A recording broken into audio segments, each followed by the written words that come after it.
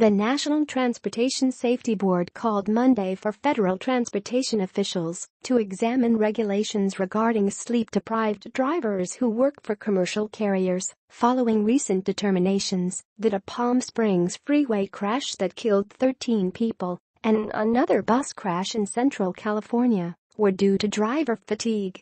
The NTSB said the Federal Motor Carrier Safety Administration should re-examine regulations regarding the hours of sleep drivers must have before departing on long trips. The NTSB's statement was released in conjunction with the board's determination on the cause of an August 2, 2016, crash in which a bus veered off State Route 99 and into a signpost, killing 4 and injuring 20. As with the October 23, 2016, Palm Springs crash, NTSB investigators concluded that the Livingston crash involved a sleep-deprived driver who investigators say had slept less than 5 hours in the previous 40, leaving him in a state of acute sleep loss. The NTSB's report on the crash noted similarities to 2 other fatal bus accidents from 2011, one in New York City that killed 15 and one in Doswell, Virginia, that claimed 4 lives. Here's yet another fatal crash involving both a motorcoach carrier with a starkly evident history of safety problems and a severely fatigued driver, NTSB Chairman Robert L. Sumwalt said. It's time that the Federal Motor Carrier Safety Administration move more aggressively to keep these unsafe carriers off American roadways. The NTSB recommended that the FMCSA review its safety rating system for carriers so that more serious sanctions are issued for carriers that commit safety violations.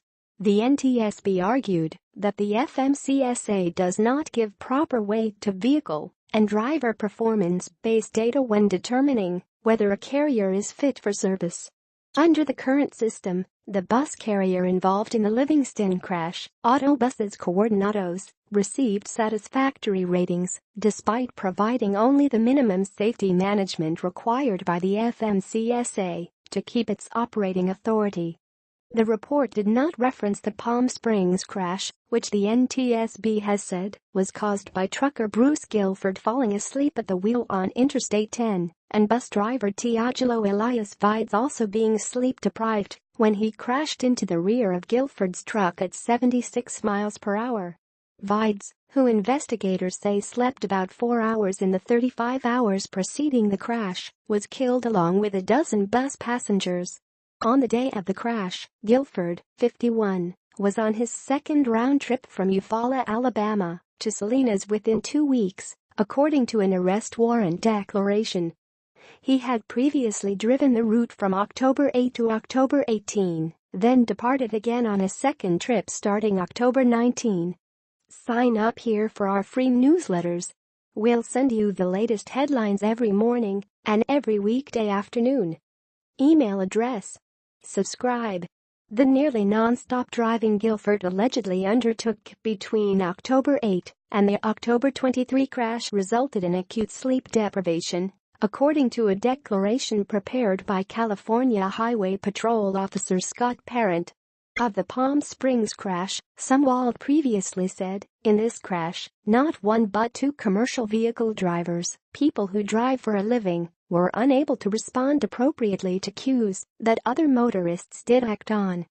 Guilford is to be transported to Riverside County from his home state of Georgia to face his more than 40 felony and misdemeanor counts of vehicular manslaughter and reckless driving stemming from the crash. The bus driver in the Livingston crash, Mario David Vasquez, 58, also faces vehicular manslaughter charges in Merced County.